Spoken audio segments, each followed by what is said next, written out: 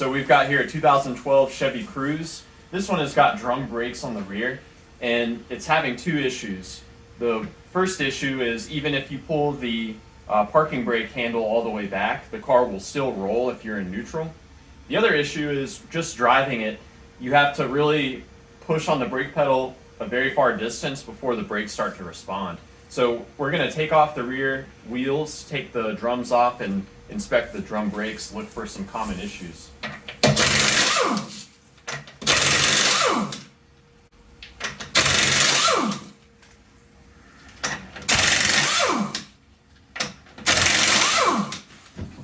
So these lug nuts are 19 millimeter. And with those off, we can take the wheel off.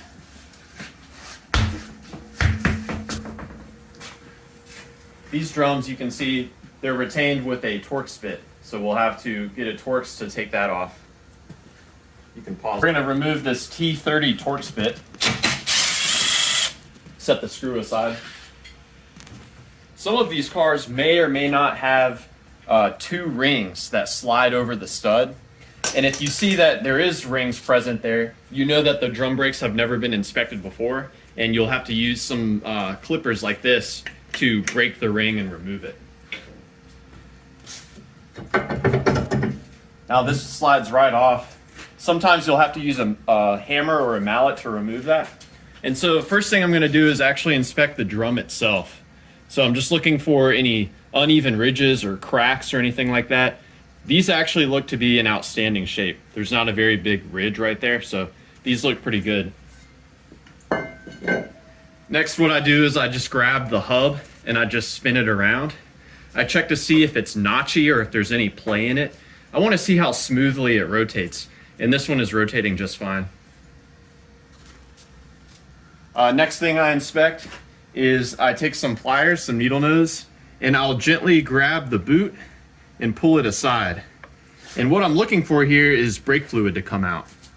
Sometimes these wheel cylinders can leak, and it won't be really obvious until you take these protective boots and peel them aside. But these look to be pretty good.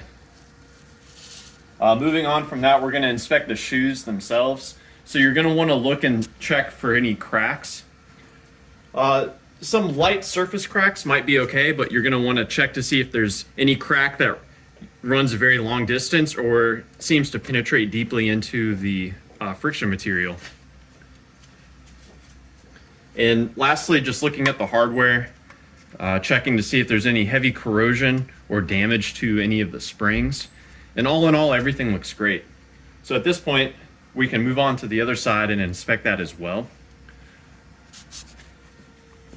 William.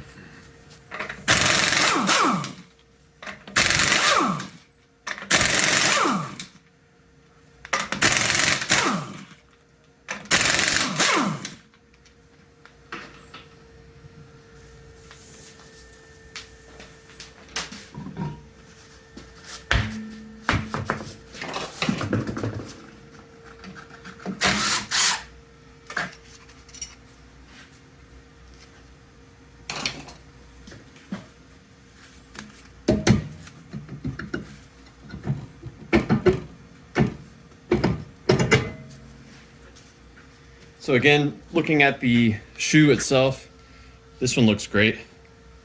What about all that dust stuff in the bottom? Yeah, that's just brake dust. That's normal to accumulate. And the wheel bearing is good.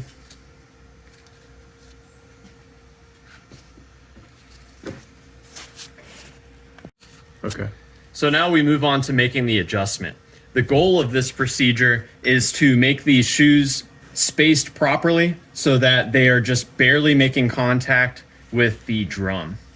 Over time, as the friction material wears and the drum wears, there may be a larger and larger gap between the shoe and the drum, which translates to you having to push the brake further before the braking action occurs. So you can use a flathead screwdriver, and there's a star gear, and you can see here on the driver's side, we're gonna be pulling this up. And you can see it's a one-way. There's a component here that locks it, and it only allows it to rotate in one direction. So what we do is we open up slightly you don't want to do too much at a time. And after you've made some small adjustment, you check to see if you can put the shoe back on, or the drum back on rather. So what we're looking for is just a slight amount of resistance when putting back the drum.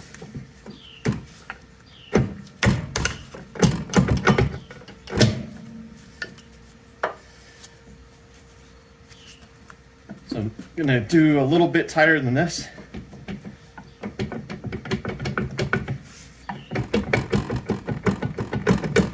So that's pretty tight. I don't want it so tight that it prohibits me from taking the drum back off.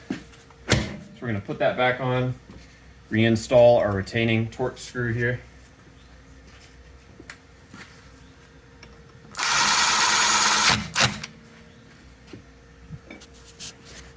So now on to, I'll start again. Now on to the passenger side. Are you recording? Okay. Now on to the passenger side. Pretty much the same procedure. We rotate the star gear to expand the shoes. What this is doing is it's actually spreading this piece out.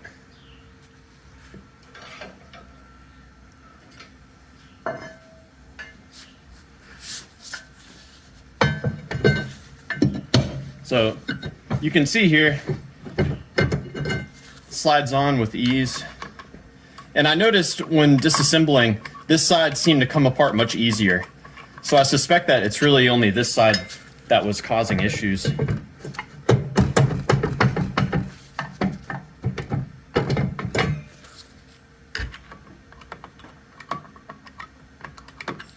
That's good.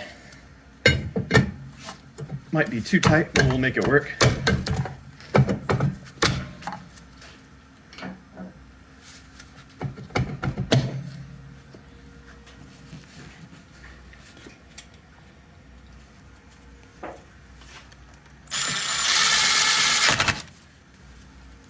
So at this point, what we're gonna do is just put the wheels back on and take it for a test drive.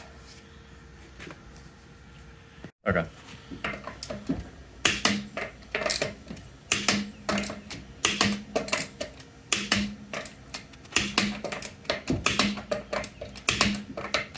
What are you torquing it to?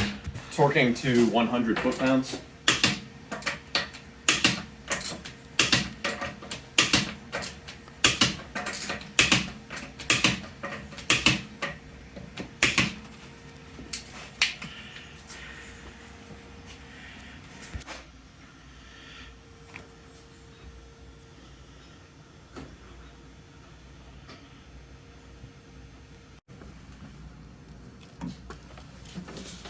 You want to feel the e-brake, see if it's any different. Yeah, the gauge is quicker. Yeah. Yeah. It is.